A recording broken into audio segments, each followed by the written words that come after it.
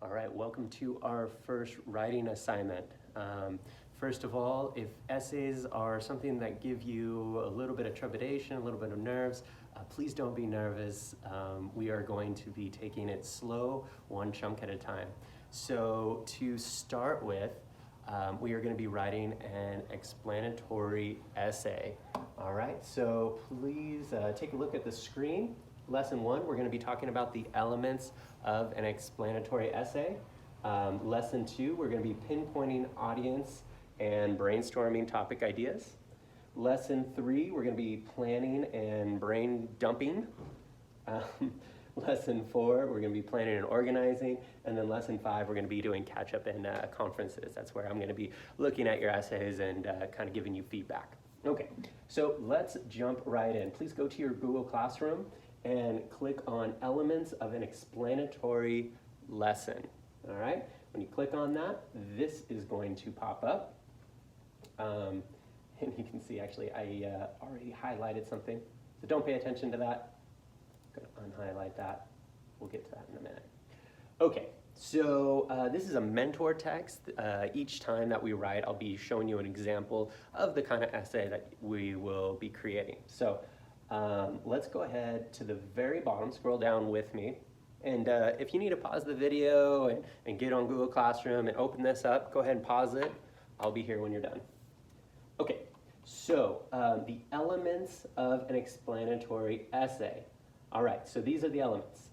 Explain an idea or topic with a clear focus. All right, and these are things we're gonna read this mentor text and we're gonna see if we can pick them out as we go along. All right, it develops the topic with facts, definitions, examples, quotes, and other details. It's also called elaboration. It groups information on the topic by category. It uses transition words and phrases to clearly show the relationship between ideas. And it uses clear language and vocabulary to explain the topic to a specific audience. All right, so let's see if they did that. So as we find these different things, we're going to be highlighting them. So the first thing we're looking for is, does it clearly explain a given topic? Please follow along and read. You can read aloud. Sometimes it helps me to read aloud. I'm going to read to you, so yeah, follow along with me. No library. We can fix that. A quote I'll always remember from the Harry Potter book series is, "When in doubt, go to the library." The problem is, the city of Lincoln doesn't have a library. There isn't enough money to build and maintain a new library here. Not only do they require a building, but money is also needed to buy books, computers, movies, shelves, and to pay for the staff as well. However, libraries don't need to be in large buildings or have a certain number of books. There are a few creative ways that Lincoln could have a library, even if little or no money is available. Okay, so it looks like to me this author is starting with a quote. Quotes are great. They hook the audience in. If you've read the Harry Potter book series, maybe you would remember, I think it was Hermione saying this. So yeah, they're starting with a hook, and then it looks like they're defining the problem. The problem, obviously, there is no library, and it costs way too much to build a library and to staff it. And then down here, it looks like we start seeing what they're going to explain. So it says, there are a few creative ways that Lincoln could have a library, even if little or no money is available. So that is what they explain. So let's go ahead and highlight that. Just click and drag. And then this is your highlighter. And we said we would highlight where they had a clear explanation in purple. Okay. All right, let's go down to the next paragraph. One way Lincoln could provide more books to its citizens is through little free libraries. Local residents would build small wooden boxes and fill them with books. Little free libraries are often placed on porches or in front of yards. These libraries are too small and may only have up to 20 books each. Then people walking by can choose a book for free from the little library. Later, they can return the same book or a different one to the library so that there are always books available. People in the city of Lancaster, Pennsylvania have created many little free libraries, giving many individuals and children access to the books. All that is necessary for this to work is the cooperation and support of local residents. All right, so let's see what we got in that paragraph. What can we highlight? Well, we already looked at the explanation. The next thing was develop the topic with facts, definitions, examples, quotes, and other details. Yeah, I definitely saw that in this paragraph. So let's look, where does that start? Local residents would build small wooden boxes.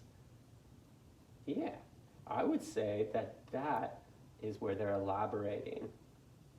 Yep, they're elaborating all through here. And then later they're continue to elaborate. And then they give an example about where it took place. I love examples. Examples need to be in all text. So it looks like they give an example of where it worked, Lancaster, Pennsylvania. They already did it. That's great. So I'm going to highlight that in yellow because that is all their elaboration. And then let's scroll down and see if there's anything else. Oh, I'm sorry. Highlight that in green. You're probably yelling at me at home. No, Mr. Loader. That is not the right color. There's the right color. Green. All right. And now let's see the other thing that they might have. Groups information on the topic by category. All right. One way, great transition word, one way Lincoln could provide more books to its citizens is through little free libraries. That is definitely how they're grouping their information. And do you know what they call that? What the first sentence in a paragraph is? I'm gonna let you think about that while I highlight. I heard you. You said it was the introductory sentence, the intro sentence. So this sentence introduces this paragraph beautifully. All right, now let's look at the next one. Another way to increase access to books in Lincoln could be through a mobile book cart. The book cart would have a route throughout the city that it would follow every week, reaching all neighborhoods. Then people could visit the book cart when it's in their neighborhood. It could be set up on a bicycle, or it could be a bookmobile made from an old van or a bus. This sort of library would only really need one employee, which would help keep the costs down. A bookmobile, eh? All right. So again, we see how they organize their information using this intro sentence. So let's highlight that intro sentence in yellow. And if I'm going too fast for you, please pause the video and unpause it when you catch up. And then we see how they elaborate, how they put their details and their facts and their examples in here. So that is all green. That's all their elaboration. And you might be able to see a pattern here. Look, they have their organization sentence, their idea, one way, another way, and then they have all their elaboration just following it. And yes, this sentence is going to follow the same kind of, same thing. Lincoln's Old City Hall is yet another option for creating a library. The old building is the perfect site for a library. This would solve the problem of a building space. Because of the building's history, it would be like having a library and a museum. All that is needed are shelves, books, and staff members To get started, local residents could donate books and volunteer their time to make the library work. I don't know, what do you think? You think that would be an interesting place, a old city hall? That'd be kind of neat. Okay, so we see how the author organized again. They put in another idea, and then they further elaborate with details and examples. All right, and then we have another one.